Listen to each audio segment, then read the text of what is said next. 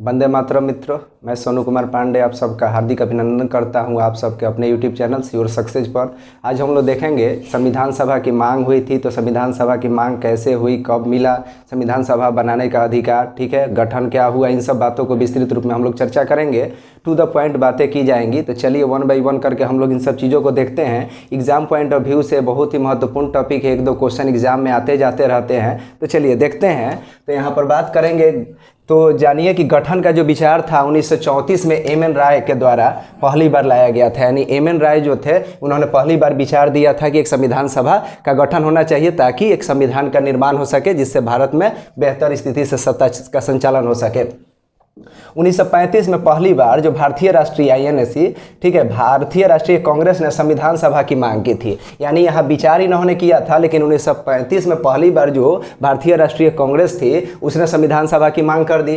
फिर देखते हैं तो 1938 में भारतीय राष्ट्रीय कांग्रेस की तरफ से जवाहरलाल नेहरू ने स्वतंत्र भारत के संविधान के निर्माण तथा वयस्क मताधिकार के आधार पर की मांग की थी। यानी 1938 जब आया तो उसमें जवाहरलाल नेहरू ने भारतीय राष्ट्रीय कांग्रेस की तरफ से स्वतंत्र भारत का संविधान, यानी संविधान जो बनेगा वह स्वतंत्र भारत के लिए होगा। ऐसा नहीं कि डोमिनियन राज का दर्जा दे दीजिएगा, संविधान बना दीजिएगा, कुछ अधिकार दे दीजिएगा और सत्ता में आप भी शामिल रहिएगा, ऐसा कुछ नहीं। और वो भी चुनाव कैसे होना है, तो वयस्क मताधिकार के आधार पर। फिर देखिए तो क्या हुआ उसके बाद कि नेहरू ने जो मांग किया था 1940 में इसे स्वीकार कर लिया गया। यानी 1938 में जो नेहरू जी ने मांग किया था 1940 में स्वीकार कर लिया गया, जिसे आप किस प्रस्ताव के नाम से जानते हैं, तो अगस्त प्रस्ताव के नाम से जानते हैं। ठीक है, फिर अब देखिए आगे क्या हो रहा है कि 1942 में क्रिप्स प्रस्ताव आया। तो क्रिप्स प्रस्ताव आया तो उसने क्या किया था, क्रिप्स प्रस्ताव के समय जो ब्रिटेन के प्रधानमंत्री विंस्टन चर्चिल थे उन्होंने दिया था कि डोमिनियन राज का दर्जा तथा संविधान परिषद का निर्माण, ठीक है, तो उन्होंने दिया था। तो पूर्ण स्वतंत्रता की बात नहीं की थी, स्वतंत्र भारत का दर्जा देने की बात नहीं की थी। क्रिप्स प्रस्ताव ने किया था कि डोमिनियन राज का दर्जा हम दे देंगे और संविधान निर्माती एक परिषद बना देंगे जिसमें आप लोगों का एक विचार रहेगा और आप जैसे चाहेंगे सत्ता में आपकी भी सहभागिता होगी। देखिए तो इसको क्या हुआ कि मुस्लिम लीग ने अस्वीकार कर दिया था, क्योंकि मुस्लिम लोग को था कि मुस्लिम लीग जो चाहता था वह चाहता था कि भारत और पाकिस्तान दो अलग अलग देश बने, ठीक है, तो इन्होंने इसको स्वीकार कर दिया था। फिर उसके बाद क्या हुआ कि लेबर पार्टी की सरकार बनी थी ब्रिटेन में और उसके प्रधानमंत्री क्लीमेंट एटली थे, तो उन्होंने कैबिनेट मिशन भेजा। तो 1946 में कैबिनेट मिशन भेजा गया था। यानी बहुत बार ये भी क्वेश्चन पूछता है कि कैबिनेट मिशन का गठन कब किया गया था, तो 1946 में। ये भी क्वेश्चन आपसे पूछ सकता है कि कैबिनेट मिशन के समय ब्रिटेन के प्रधानमंत्री कौन थे, तो क्लीमेंट एटली। और ये भी पूछ सकता है क्लीमेंट एटली किस पार्टी के थे, तो लेबर पार्टी से संबंधित रखते थे।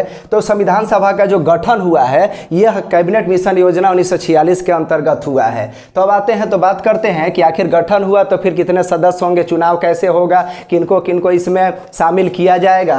तो देखिए क्योंकि उस समय तक तो ब्रिटिश भारत था और देसी रियासत था, यानी देसी रियासत जहां पर क्षेत्रीय राजा अपना शासन चलाते थे, लेकिन ब्रिटिश से समझौता था। वहां पर ब्रिटिश अपना सेना वगैरह रखे हुए था, कंट्रोल देखता था, विदेशी नीति जो भी था और सैन्य वगैरह अपने हाथ में रखा हुआ था। तो देखिए क्या हुआ, जो संविधान सभा का गठन हुआ तो संविधान सभा में कुल 389 सदस्य के लिए निर्धारण किया गया। अब इसमें क्या किया गया कि ब्रिटिश भारत यानी ब्रिटिश का जितने भारत के क्षेत्र पर राज था उसके लिए 296 सीट निर्धारित किया गया, तथा जो राजा थे देसी रियासत वाले, ठीक है, उनके लिए 93 सीटों का निर्धारण किया गया। अब क्या हुआ कि देखिए 296 जो ब्रिटिश भारत का क्षेत्र है उसको दो भागों में बांटा गया। एक गवर्नर वाला जो क्षेत्र था उसमें 292 का चयन करना था, 11 गो गवर्नर का प्रांत था उसमें से 292 सदस्यों का चयन करना था, और 4 का चयन जो करना था आयुक्त के प्रांतों से करना था। तो यानी ब्रिटिश भारत था उसमें दो प्रकार के क्षेत्र है, एक गवर्नरों के अंतर्गत या एक आयुक्तों के अंतर्गत। तो गवर्नरों जो थे 11 प्रांत में उनसे 292 सदस्य लेना था और आयुक्तों के क्षेत्र से 4 का चयन करना था। अब ये 93 देसी रियासत थे, तो इसका चयन जो था देसी रियासत के जो भी प्रमुख थे या राजा थे उनके द्वारा किया जाना था, और इसके लिए हम लोगों को मताधिकार का प्रयोग किया गया है। आगे बात करते हैं तो देखिए जो सीट था वह जनसंख्या पर निर्भर करता था, यानी कितनी जनसंख्या पर एक सीट का निर्धारण हुआ था। तो प्रत्येक 10 लाख की जनसंख्या पर एक सीट का निर्धारण किया गया था। और जो ब्रिटिश प्रांत था उसे 3 प्रमुख समुदायों में बांटा गया था, यानी सामान्य थे, ठीक है, सिख थे और मुस्लिम थे। यानी ब्रिटिश प्रांत को 3 प्रमुख समुदायों में बांटा गया था और उसके जनसंख्या के अनुसार इसमें उसी समुदाय का व्यक्ति खड़ा होगा और उसी को चुनाव में खड़ा होगा और वही लोग वोट देंगे। तो इस तरीके से ब्रिटिश प्रांत को जो क्षेत्रीयवार बांटा गया था, एक सामान्य और एक सिख और एक मुस्लिम, यानी वहां पर वही लोग खड़े होंगे और वही मतदाता होंगे और वोट देंगे, ताकि सबका प्रतिनिधित्व संविधान सभा में हो सके और उनके पक्षों को भी रखा जा सके, ताकि वह किसी भी प्रकार से वंचित ना रहें। अब देखते हैं, तो ये जो संविधान सभा के चुनाव में भाग लिए थे, तो संविधान सभा के लिए जो चुनाव था वह 9 जुलाई जुलाई अगस्त 1946 में किया गया था, ठीक है। तो इसमें 296 सीट पर चुनाव हुआ था। तो 296 सीट पर चुनाव हुआ था ब्रिटिश भारत में। तो देखिए उसमें क्या हुआ था, 93 जो देसी रियासत थे शामिल नहीं हुए थे। यानी संविधान सभा के गठन के लिए जो चुनाव जब हुआ तो उसमें क्या हुआ, 93 देसी रियासत ने इनकार कर दिया, बोले कि हम लोग शामिल नहीं होंगे।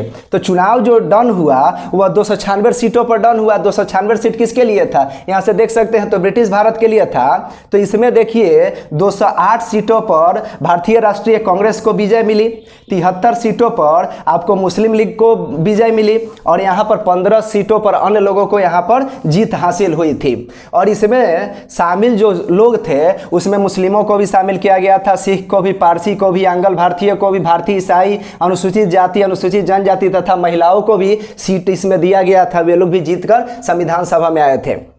एक प्रमुख बात यहां पर ध्यान रख सकते हैं कि महात्मा गांधी को छोड़कर जितने भी उस समय के दिग्गज नेता थे सब लोग इस चुनाव में भाग लिए थे। चलिए फिर आगे देखते हैं कि संविधान सभा का जो गठन हुआ, कब हुआ, क्या हुआ और क्या क्या चीजें पारित की गई।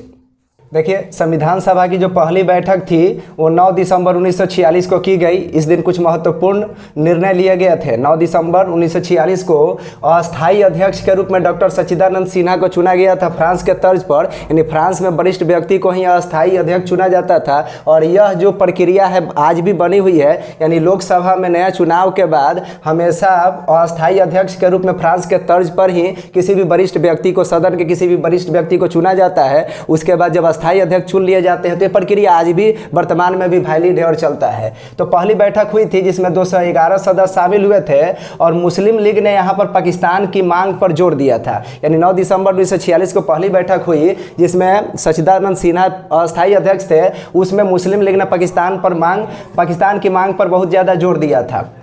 अब देखिए दूसरी जो बैठक है 11 दिसंबर 1946 को हुई है जिसमें अब अस्थायी अध्यक्ष चुन लिए जा रहे हैं डॉक्टर राजेंद्र प्रसाद। ठीक है, तो अस्थायी अध्यक्ष डॉक्टर राजेंद्र प्रसाद चुन लिए जा रहे हैं। साथ ही साथ एस.सी. मुखर्जी को उपाध्यक्ष चुना जा रहा है। एस.सी. मुखर्जी को उपाध्यक्ष और बी.एन. राव को संवैधानिक सलाहकार। बहुत बार क्वेश्चन एग्जाम में पूछता है कि संविधान सभा के संवैधानिक सलाहकार कौन थे, तो बी.एन. राव। कितना बार पूछता है संविधान सभा के उपाध्यक्ष कौन थे, एस.सी. मुखर्जी। ठीक है, और ये तो बहुत बार क्वेश्चन पूछता है और आप लोग जानते भी होंगे। अब देखिए क्या हुआ कि 9 दिसंबर 1946, फिर 11 दिसंबर 1946, उसके बाद अब 13 दिसंबर 1946 एक बहुत ही महत्वपूर्ण दिन है। इस दिन जब बैठक हुई है तो ऐतिहासिक उद्देश्य प्रस्ताव पंडित जवाहरलाल नेहरू ने प्रस्तुत किया।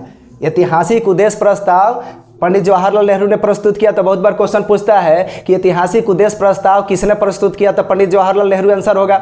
ये पूछेगा ऐतिहासिक उद्देश्य प्रस्ताव संविधान सभा में कब प्रस्तुत किया गया, तो 13 दिसंबर 1946 को। ये पूछे कि संविधान सभा ने ऐतिहासिक उद्देश्य प्रस्ताव को कब स्वीकारा, कब पारित किया, तो आंसर हो जाएगा 22 जनवरी 1946 को। यानी प्रस्तुत 13 दिसंबर 1946 को और जो लागू हो रहा है, पारित हो रहा है, ये 22 जनवरी 1946 को। एक महत्वपूर्ण बात है, उद्देश्य प्रस्ताव में यह चर्चा किया गया था कि भारत एक संप्रभु राष्ट्र होगा और यह राजनीतिक, आर्थिक या अपने सीमा का निर्धारण स्वयं करेगा और यहाँ के जनता के सुख सुविधा के लिए हर प्रकार की चीज़ें सोचेगा। यहाँ अनुसूचित जाति, जनजाति या जो भी होंगे उनके सुरक्षा का एक गारंटी लेगा। तो इस तरीके से बहुत से महत्वपूर्ण बातों को ऐतिहासिक उद्देश्य प्रस्ताव में शामिल किया गया था। साथ ही साथ जो भारत का नागरिक होगा वह देश के अंतर्गत कहीं भी जा सकता है, आ सकता है, उसको संगठन बनाने का अधिकार होगा, बोलने का अधिकार होगा, अपने हक पर लड़ने का अधिकार होगा। तो इन सब बातों को इसमें शामिल किया गया था। अब देखिए कुछ समितियां बनी थी, जिन समितियों का कुछ दायित्व था कि वह कुछ डेटा तैयार करके संविधान सभा में लाएं और उस पर चर्चा हो,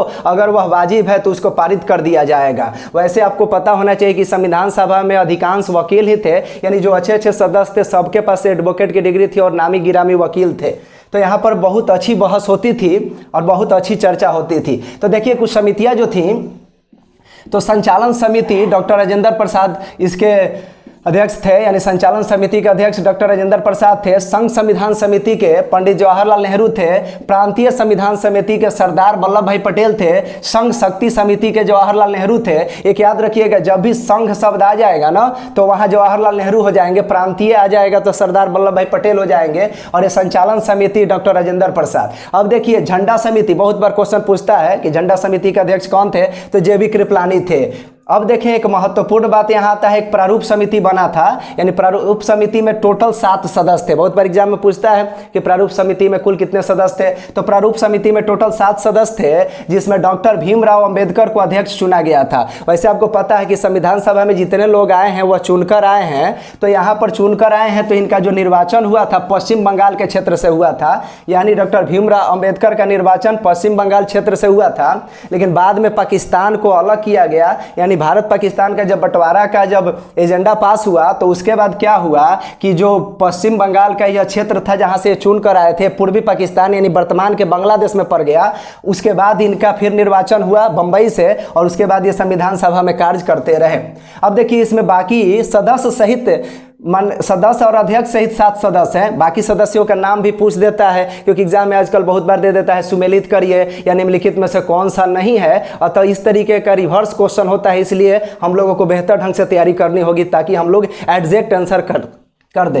देखें तो बाकी एन गोपाला स्वामी अयंगर थे, अल्लादी कृष्णा स्वामी अय्यर थे, फिर डॉक्टर के मुंशी थे, सैयद मोहम्मद सादुल्ला थे, फिर एन माधव राव। लेकिन एन माधव राव से पहले बीएल मित्र थे, लेकिन स्वास्थ्य कारण से इनका स्वास्थ्य ठीक नहीं रहता था, अतः ये क्विट कर गए और एन माधव राव को इनके जगह पर लाया गया था। बहुत बार पूछ सकता है कि संविधान सभा में बीएल मित्र के जगह पर किनको लाया गया था, तो एन माधव राव को लाया गया था।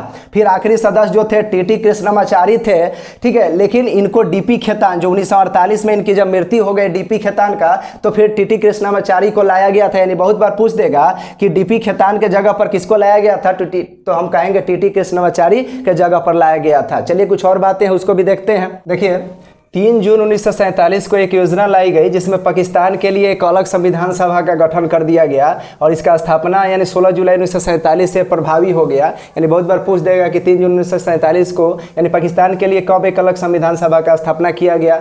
ठीक है, तो देखिए उस दिन क्या हुआ, जब ये अलग हो जाएगा मुस्लिम लीग तो संविधान सभा में सदस्यों की संख्या घटकर 299 रह जाएगी। बहुत बार पूछा है कि मुस्लिम लीग यानी पाकिस्तान के लिए अलग संविधान सभा के गठन के बाद संविधान सभा में सदस्यों की संख्या कितनी रह गई, तो 299 रह गई। पहले वाला संख्या आंसर ना करेंगे। अब 299 में 229 जो थे प्रांतीय विधानसभा से थे और 70 आपके देसी रियासत से शामिल हुए थे। अब देखिए संविधान सभा के जो संवैधानिक सलाहकार BN राव थे, जैसा कि चर्चा किया जा चुका है, ने अक्टूबर 1947 में संविधान सभा का पहला प्रारूप तैयार किया था। यानी संविधान सभा का पूछे पहला प्रारूप किसने तैयार किया था, तो संवैधानिक सलाहकार BN राव ने तैयार किया था। ठीक है, तो इसमें 243 अनुच्छेद थे तथा 13 अनुसूचियां थी। अब क्या हुआ है कि प्रारूप समिति को संविधान सभा का प्रारूप तैयार करने को दिया गया है। इसमें कुल 7 सदस्य हैं। यानी प्रारूप समिति अब 21 फरवरी 1948 को एक संविधान के सामने अपना एक प्रारूप सदन में रखता है। जब सदन में रखता है तो उस पर चर्चा होता है और संशोधन के लिए दे दिया जाता है। उस पर विभिन्न प्रकार की बहसें होती हैं। यानी फिर प्रारूप समिति उस पर सुधार करने के लिए और कुछ शामिल करने के लिए, यानी चर्चाओं से जो कुछ भी ज्ञात हुआ है उसको शामिल करने के लिए फिर उस पर कार्य करती है। और 26 अक्टूबर 1948 को अध्यक्ष के समक्ष यानी अस्थायी अध्यक्ष के रूप में डॉक्टर राजेंद्र प्रसाद चुने गए थे। यानी फाइनल तैयार करके उनके सामने रखा जाता है। जब सामने रखा गया है 26 अक्टूबर 1948 को अध्यक्ष जी के सामने, फिर 26 नवंबर 1948 को, ठीक है, अक्टूबर में रखा गया 26 अक्टूबर को, और 26 नवंबर 1948 को स्वीकारा गया। ठीक है, तो जिस दिन स्वीकारा गया उस दिन सदन में 284 सदस्य उपस्थित थे जिन्होंने संविधान सभा पर के प्रारूप पर हस्ताक्षर किया था। अब आइए देखते हैं, तो भारत का जो मूल संविधान जो उस समय निर्मित हुआ उसमें 22 भाग थे, 395 अनुच्छेद थे और 8 अनुसूचियां थी। बहुत बार पूछ देता है। अब वर्तमान में अगर है तो 22 भाग है, 448 के आसपास अनुच्छेद हो चुका है और 12 अनुसूचियां है। है, यानी डिफरेंस याद रखेंगे। इस पर बहुत ही बहुधा क्वेश्चन बनाए जाते हैं। संविधान के बनने में कुल 2 वर्ष 11 माह 18 दिन, पेटेंट क्वेश्चन एग्जाम का बनता रहता है कंपटीशन के एग्जाम में। अब देखिए कुल 11 अधिवेशन हुए थे, ठीक है। प्रारूप पर 114 दिन का बहस और चर्चा किया गया था। कुल खर्च जो है 63,96,279 रुपये खर्च किए गए थे, ठीक है। अंतिम बैठक जो संविधान सभा का था वह 24 जनवरी 1950 को हुआ था। अंतिम बैठक 24 जनवरी 1950 को हुआ था और बहुत से अच्छे निर्णय लिए गए थे। वैसे आप जानते हैं 26 जनवरी 1950 से तो आपका संविधान लागू ही हो गया है। उसी उपलक्ष्य में प्रत्येक साल 26 जनवरी को हम लोग मनाते हैं अपना राष्ट्रीय पर्व। तो देखिए इस दिन क्या किया गया कि इस दिन ये राष्ट्रपति कौन होंगे, यानी राष्ट्रपति के रूप में डॉक्टर राजेंद्र प्रसाद को चुन लिया गया। फिर आप देखिए कि राष्ट्रगान यानी राष्ट्रगान जन गण मन है, ठीक है। तो राष्ट्रगान जन गण मन को अपनाया गया, ठीक है। राष्ट्रगीत को अपनाया गया 24 जनवरी 1950 को, यानी 3 प्रमुख घटनाएं हैं, राष्ट्रपति, राष्ट्रगान तथा राष्ट्रगीत, ठीक है। तो इन सब चीज़ों को याद रखेंगे, सब 24 जनवरी 1950 को ही अपनाया गया है। अब आते हैं तो बात करते हैं 22 जुलाई 1947 को, तो एक घटना हुई थी, यानी राष्ट्रीय ध्वज अपना जो तिरंगा है उसको अपनाया गया। साथ ही साथ एक बात याद रखेंगे इसमें कि 1949 में भारत राष्ट्रमंडल का सदस्य बना। यानी राष्ट्रमंडल का सदस्य कौन कौन देश होते हैं, तो ब्रिटिश कभी ना कभी जिन देशों में अपना उपनिवेश फैलाया था उन सभी देशों का एक संयुक्त गठन किया गया है, वही सब लोग राष्ट्रमंडल के सदस्य होते हैं। क्योंकि भारत पर ब्रिटिश ने शासन किया था और उपनिवेश का राज यहाँ रहा था, इसलिए भारत को 1949 में राष्ट्रमंडल का सदस्य बनाया गया। जय हिंद, जय भारत।